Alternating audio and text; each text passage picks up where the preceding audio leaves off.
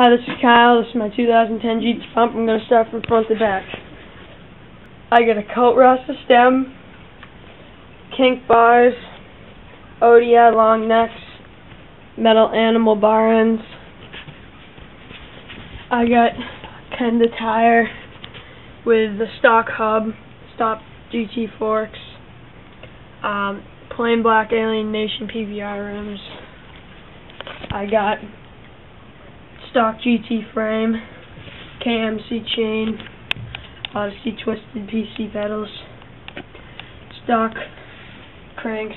I got stock hub, same back rim, Alien Nation plain black.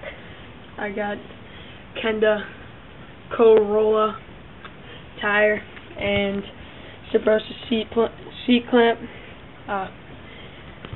pivotal seat, which is a Alien Nation.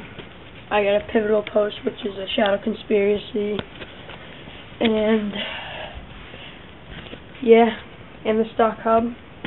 That's my bike.